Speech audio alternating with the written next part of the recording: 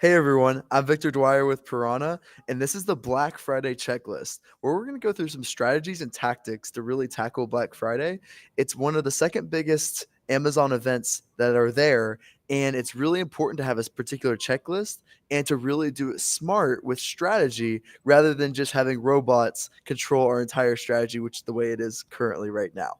So today we have Jordan. She is also from Piranha, and we're gonna go through a little bit about who she is, why you should listen to her, like her experience and her past, and then we'll dive into some strategies in there. Jordan, thank you so much for coming on today.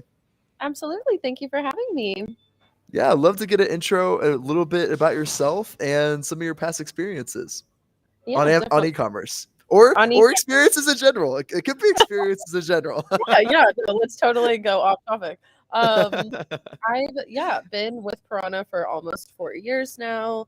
I'm one of our VPs here of Marketplace Strategy, so very in depth on all things Amazon and in the weeds in terms of driving strategy, getting revenue growth. I've worked with Mhm. a variety of brands over the years. Probably like most specialized in the like beauty and feminine care space. Mhm. But again, have like touched on every single category and across Piranha, it's always been super insightful to like have that experience, right, to inform any and all strategic decisions. Before that, I was a brand manager at a apparel company for a couple years before that. Did some social media management as well. So it's always been digital marketing, like Mhm. Yeah. since really my career started. But like I ended up in the Amazon realm, and it's been nothing but like fun, rewarding.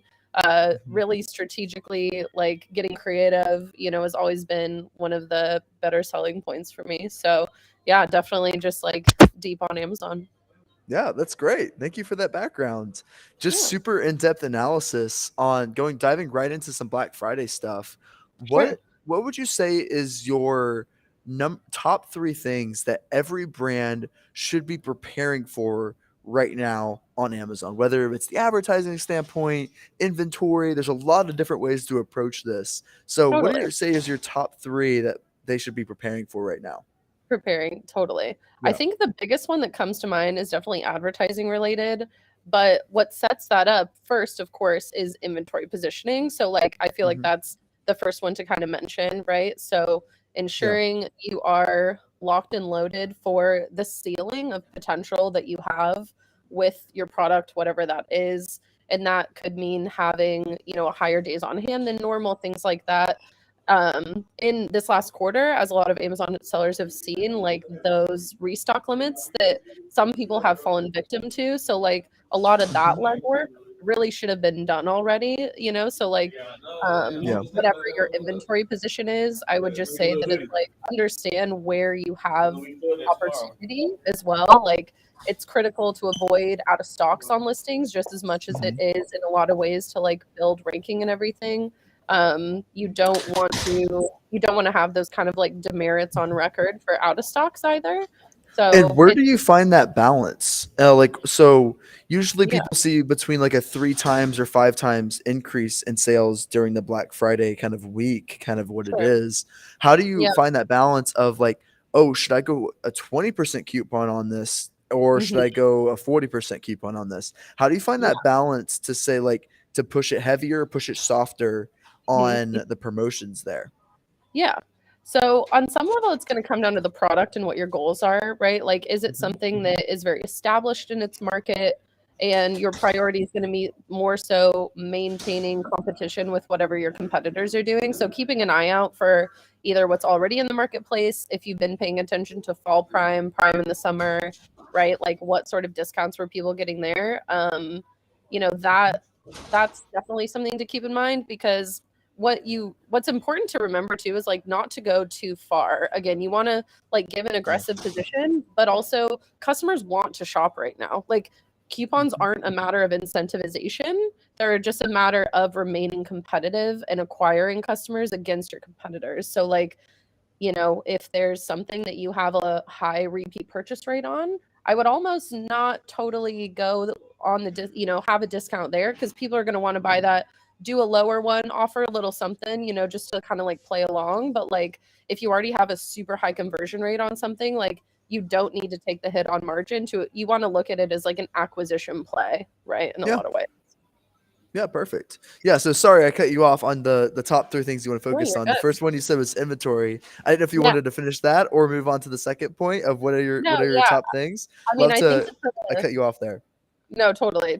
I think to put a bow on inventory real quick, again, really like wherever you're at right now is probably what you're gonna have for Yeah, Black Friday. So just like most likely. keep in mind that, it's you want to avoid out of stocks if possible. So just like, if something does have risk like that, consider how you can pivot your promotion strategy, to maintain healthy ASINs. Like it's not a good thing to have an out of stock on record for any ASIN. It can be detrimental to your rankings overall. So keep that in mind.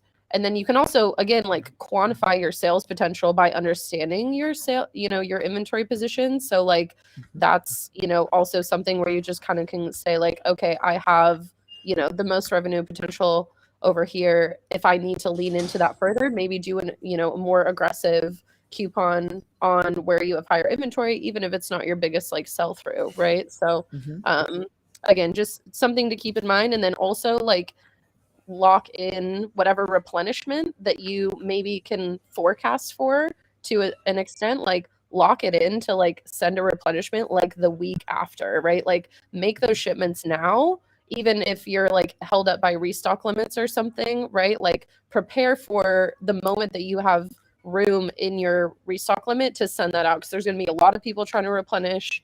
Same with people trying to front load, right? Like you can be first in the door and just better your position too, especially if like January 1st and the whole new year, new you is a critical time for you too. You want to keep up with the Joneses in that way. So Yeah. anyway, that's kind of the bow on it. When it comes down to like really forecasting your sales, so Hmm. let's say if you're a brand, you have 500 units, for Yeah. example, in a particular thing, and you usually, let's say you to make numbers easy, you get normally 10 sales per day, and then Black Friday you're planning on pushing hard through ads. Like I know there's a million variables in that, but Yeah. how heavy would that promotional strategy be if you were not wanting to go out of stock? Because Hmm. usually there's about a 3 or 4 week lead time from Hmm. from Black Friday from when you can send in more inventory. So Yeah. that you have to take that into account in your inventory forecast as well. So Totally. what would you say to the people that are not trying to go out of stock but Yeah. also have enough left for the 4 or 5 or for For sure. 4 or 5 weeks after that. Yeah. So how would Yeah. you kind of forecast that out? How would you do that?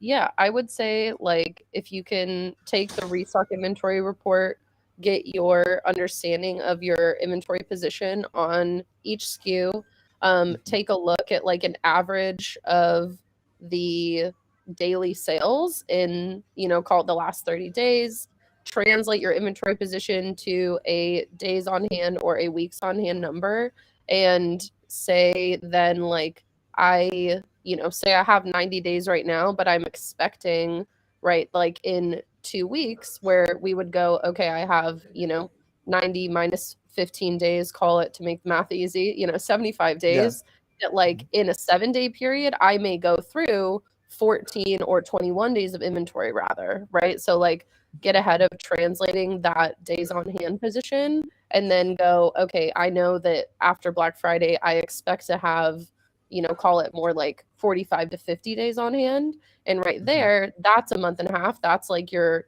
6 weeks. So, like, at minimum, you should be having 90 to, 100 days on hand. And that's just like riding the lines, that's no mhm, buffers or anything. So, if you have room within your restock limits to add a supplementary week or two in there, like you'll be, doing yourself a favor. And then also, if you can enable an FBM SKU, on ones where you maybe have a higher risk, like say your restock limit does come into play and you're like, okay, that's great, 90 days, but I can only do that for 3 of my 5 SKUs or something.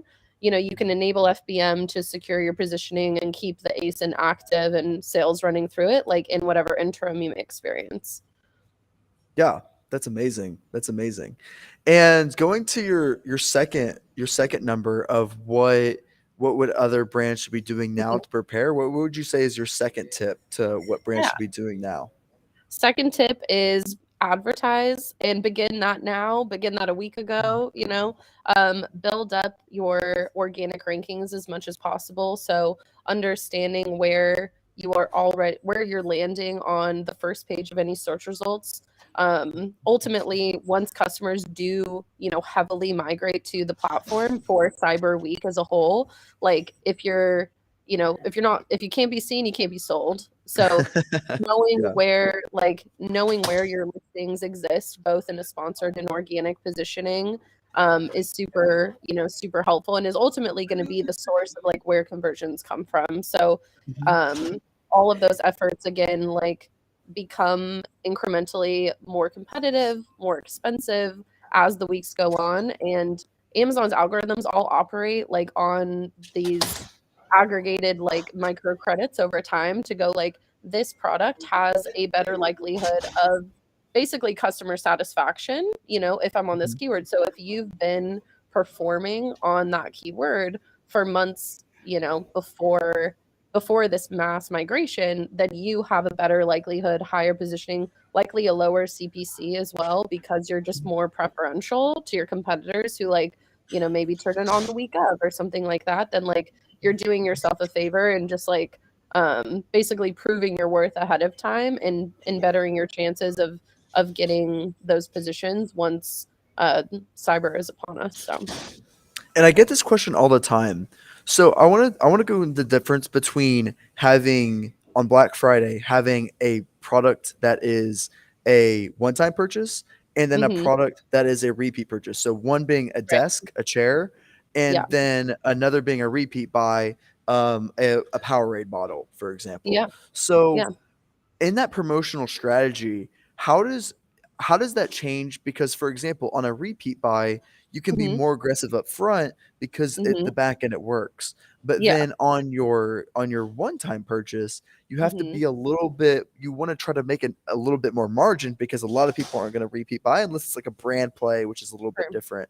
So, sure. what are your kind of thoughts on that? Of having a repeat buy versus a one time buy on Black Versus Friday? one time buy. Yeah. Yeah. Very different markets for sure because Mhm. anything that has a consumable nature, you can, like, to your point, right? Like, it's really good to run a lifetime value of your repeat customers ahead of time to say, like, okay, I may be, if I'm selling a $10 item and I want to like discount 20%, I may be fronting like $2 that I wouldn't have otherwise for this acquisition, but like I have, a 30% repeat purchase rate, and those 30% of people that like come back to buy have a lifetime value that's $50. You know what I'm saying? So like the Mhm. margin is still there on a much longer term scale. And that's critical for brands that have consumable products like cyber, new year new you, if it applies, whatever other seasonal consumer behavior, periods like are in your favor, drive acquisition and invest in those times because like that's your highest opportunity to get new customers in the funnel. Um, and so running that analysis again just ahead of time, super great to understand and gives you a look at margin on like a longer scale.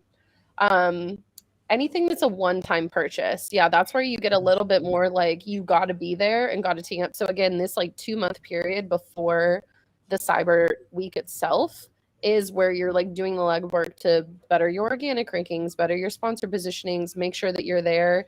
Establish reviews are really critical because like Mhm. you're going to be really just competing against all your other competitors for revenue that tends to happen in the first half of the first page of all search results. So if you're not there, you're likely going to be looked over, right? So like that and then again like incentivizing the customer, you're going to have to understand how do I operate, in the marketplace already? Am I a premium position? Because now I have an True. opportunity where like maybe I can utilize that a little bit more and it like people who may want to buy your product but don't want to put forth the money for it might show up to a higher extent. So like you could probably get away with like a low end aggressive 20 to 25 discount, right? Yeah. But if you're used to being the cheapest guy out there and that's why you're killing it, like you may not have that same luxury. So like you also probably have lower margin from a dollar value, already. So you're going for more volume regardless. So like something like a $1 to $2 coupon on anything less than like $12 probably suffice.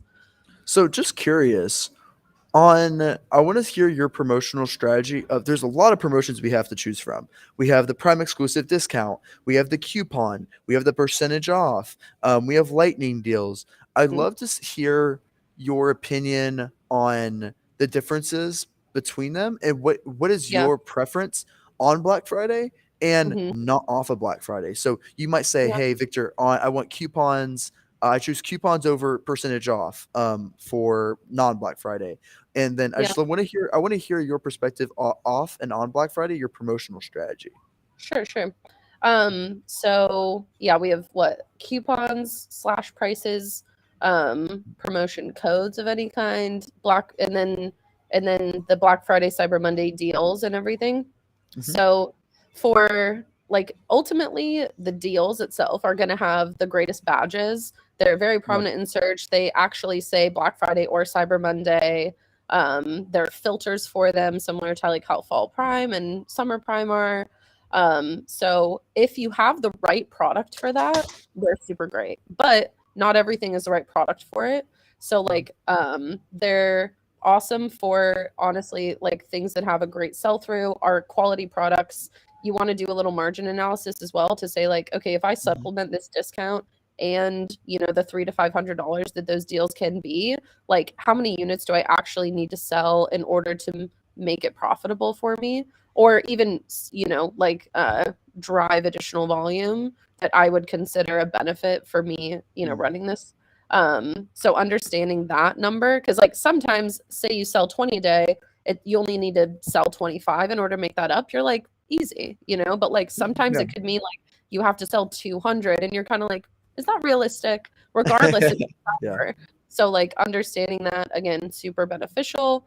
And in like my experience, like lightning deals and promotions work for bestsellers, and people get excited about those because they want to see reviews, ratings, they want to try new things. So like if you have something that already has a healthy conversion rate, like go for it. If you're trying to use it as like a tool for maybe launching or getting additional exposure, they kind of, even though I would love for that to be a great avenue for it, it's like they flop a Mhm. lot of the time. No. um yeah, so that would be Black Fridays, like, or I guess the deals segment. Otherwise, like you can get a lot of badges on your listings nowadays between a coupon like and trying to utilize the slash price. So Mhm. like I like the strategy of like both taking, the list price down a tad and then having a supplementary coupon because it has a slash price, usually the little red banner that's like lowest price Mhm. in 30 days or down 15%, something like that, will pop up in addition to having the coupon badge in search. So So so you believe in definitely promo stacking? That like that was there's usually like debate on promo stacking, like yeah, of like if it's worth it or not. 'Cause, like when you right. stack up like a lot of different things, like you're just killing Yeah, margin, but at the same time yeah, increasing conversion rate. So what I'm hearing yeah. is you kind of believe in promo stacking on I doing believe in multiple that, but things. like do the math. You know what I mean? Like Yeah. if margin's an Mhm. issue, just make it the same, you know what I mean, as if you were to just run the coupon or something. I believe in it from like an definitely a consumer experience perspective. But yeah, I don't think it should mean like increase your promotion discount ultimately. It should mean just like, Mhm. position it differently and make it a little bit more enticing for that reason because customers are going to be looking out for that. And Mhm. yeah, you have So you can better your chances against someone else just running a coupon. So very interesting question. Would you, when it comes down to like, if you were to promo stack, what would be Hmm. your main emphasis? So, for example, if I have a choice, but either by saying doing a slash through price of saying Yeah. 20% off a slash through price, Hmm. or doing like and then doing like a $5 coupon, for example, or Right. doing like a $20 coupon 5% and and then then doing a 5% slash price. What would you say is most important to more you important. in your experience? Yeah. Yeah. Yeah, I think it really comes down to the market here because again, if you're like say I have a $30 product and like my top search volume, target or something, like the average price is 26, like you can use the slash price to be like a little bit more like, "Oh, okay, I'm competitive amongst whatever other listings are ranked on these pages." And then you can say and then you get $5 for a coupon. So like I think Mhm. taking a look at the competitive positioning is super important. And it'll probably be unique to, whatever you're doing. Whereas otherwise, like say I'm already at the average or slightly below, I would put less emphasis on the slash price and more emphasis on the coupon there. Mhm. Yeah, that's really smart. That's really smart.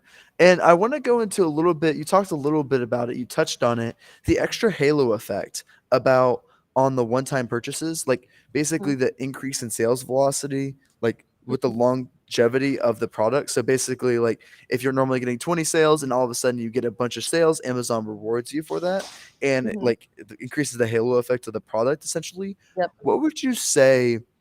On insight wise of the halo effect on one-time purchase products, meaning that like let's say they normally get 20 sales a day and then they Mhm. have a huge Black Friday promotion and now they get 30 sales a day.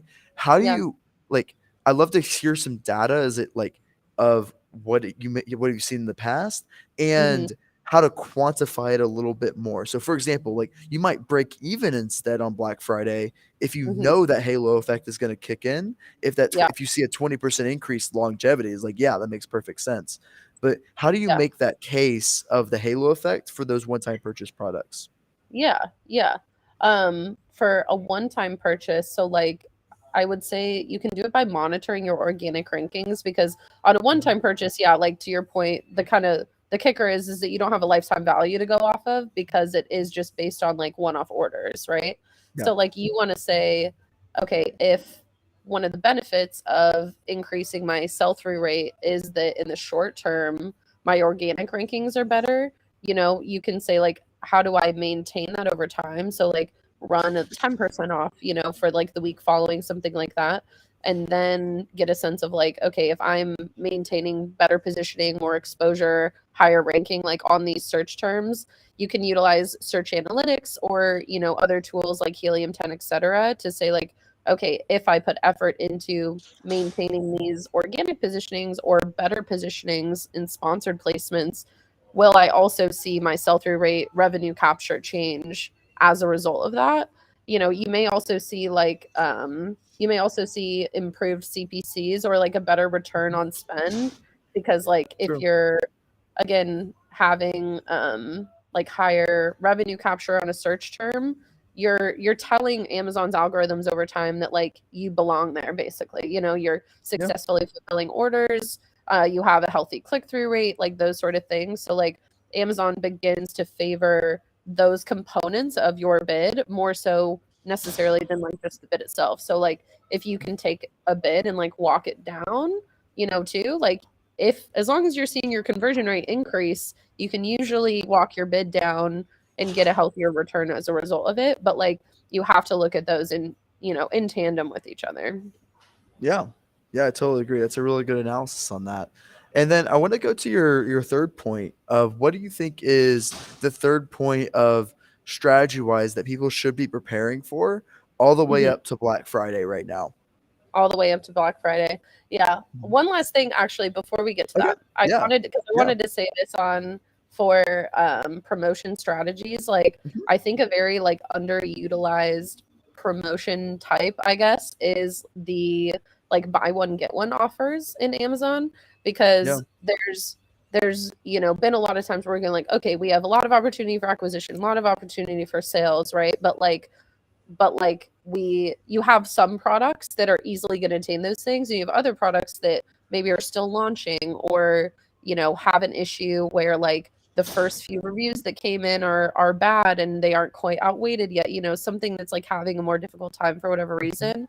It can be a great opportunity to like do a BOGO on your bestsellers and then have the free product be the listing that needs help, get some volume on it, right? And you can kind of like if I'm, if I sell like 100 units a day or something on my Mhm. bestseller, but like only two on this other listing, like I can basically get, a units ordered like running through the system on this listing that's like having a harder time, maybe see some improved organic rankings and everything like that to get some volume moving and like really get some like listing health benefits in the short Mhm. term. And on top of that, if you're like a brand specifically that is trying to get the word out for a new product or whatever, you're essentially like talking to your loyal customers who are or potentially loyal, and getting the word out there. It's a little bit of like a sample marketing in a sense, so So, are you saying that you can actually give a like, let's say I'm buying like a blue Powerade bottle, and I yep. can I can do a buy one get one free and get a free red one Yep. on top of Yep. that? Yeah, you Really? can do that with any product, and it also doesn't have to be free, mind you. It can be get 20% off, whatever really like fits in for you. But you can do, yeah, a buy one get one free for for any other products within your catalog. Wow, that's really cool. That would be a really good way to sample and like try Definitely. out new products, especially on repeat buys. That would be like a huge opportunity right Yeah. there. Yeah, exactly. Drive trial, drive acquisition, whatever it is, like definitely get that going. And then yeah, the other thing too has been like and kind of like curtailing it back to the whole customers want to shop thing. Great Mhm. opportunity to like advertise your bundles as well, which like so Yeah. happy that those listings as well, are eligible for advertising. But it's a great time to upsell like higher AOVs where there's still a perception of discount, which there usually is. It's not like deception, mind you, but like there's just a good moment to drive up that average order value and move more units, which is always great for the brand. Gets more restock limits. You can get that replen, that much sooner and everything, and just really, really spur some acquisition for sure. Cool. Yeah, that's a really good insight. Thank you for sharing that. Absolutely. And going to 3, assuming that you don't have anything else to add to that, No, you're what yeah, good. yeah, what was your top 3, Yes. your third one for your Black Friday checklist of things to Yeah. prepare for before Black Friday? What would you say is your third strategy? Yeah. My third would just be like listing security kind of. Mhm, So like making sure that you don't have any embedded keywords that could, trigger some sort of flag when volume gets really high. That it also this kind of like pivots a little bit into like listing optimization too. Make sure your highest volume keywords are in there, but like do that now so that you have data that's been attributed to those, ahead of time in your SEO and everything. You can do some things on the back end, like set order limits, which may seem counterintuitive, because you like want to mhm. drive sales, but like it's also a time where like Black you hat. yeah, there are plenty of black hat efforts that come out. A customer Mhm, or not a customer, but like a competitor could do something like order 200 units from you on an ASIN that you only have like 400 in stock or something, and order it and cancel it, and then they're stuck in limbo for 2 days. mhm, So like set a quantity. If a customer wants to buy 20 of them, they can make two purchases at 10. You know what I'm saying? So mhm. like I wouldn't worry about that too much. Like you're gonna be more SOL if your ASIN's offline for 2 days, Yeah. um, and losing that sale. So it's like secure your positioning in that way. Make sure that there's price parity across whatever other deals are running on other channels, because like the Yep. last thing you want to do is have to eat margin you didn't expect or favor one channel over the other. Like that's definitely an important environment to understand ahead of time to just like ensure that all the promotions that you actually have planned for, locked and loaded and everything are functionally going to happen. That price scraping on other websites is a huge thing that comes into play for brain health issues, etc. So Do you have any ways that you can like do you have any tips on how to conquer that when it comes to promotions, like when it comes to brand health, on how to mhm. deal with map pricing and Yeah. like constantly changing and things like that? Do you have any tips there? Yeah. two tips I'd say, one, if you can, I mean, this kind of goes back to something that would be like, again, groundwork for things like that, but like, a lot of times, like if you list something without a UPC, they don't actually have the capacity to price scrape it on other websites because they map everything through UPC. So like Yeah. there's a trade-off there because you therein can't utilize manufacturer barcodes for inventory reasons. So if that's an issue, like, you're kind of doing a pro con situation there, but like, if you can't, you are going to save yourself from like actually getting retail matches on other websites. Mhm. Secondly, would take a look at like how you have your unit and unit count attributes in your listings. Because Amazon does have the capacity to like price match by, like, say I have a 10 pack of something and I have it structured so it's like 10 count or whatever in the back end. Amazon has the capacity to break down your price by a function of 10 and then multiply it, or like find that price per unit and price match a price per unit on other Wow. websites as well. So kind of shady, but like it helps to have everything at like a one count so that you're only ever doing apples to apples. And like, say you do have another SKU on Target that like is a different pack size, but like the price per count is lower, you're going to get a price, potential. You're opening yourself up to the risk of price matching that if it's like, anyway, a similar product. So it is a great thing, a great attribute to tweak to just like keep keep all your prices very compartmentalized, right? Like secure from each other, avoid retail matching, and keep your, ASINs ultimately live at the prices that you'd like them to for the Mhm. duration of the cyber period.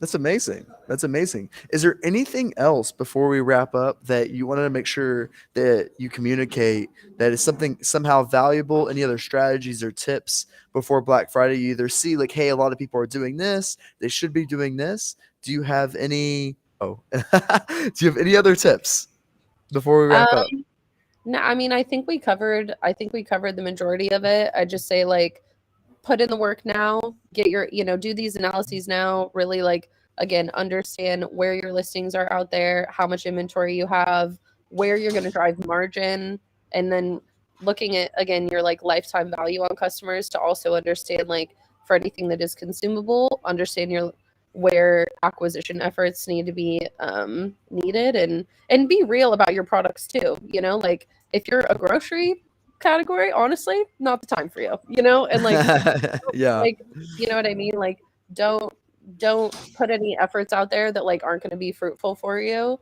And you'll do great, So I think it's going to be a great year for everybody, and can't wait to see how it all goes. Cool. Awesome. This is the Black Friday checklist. Thank you everyone for watching. And thank you so much, Jordan, for coming on. Thanks,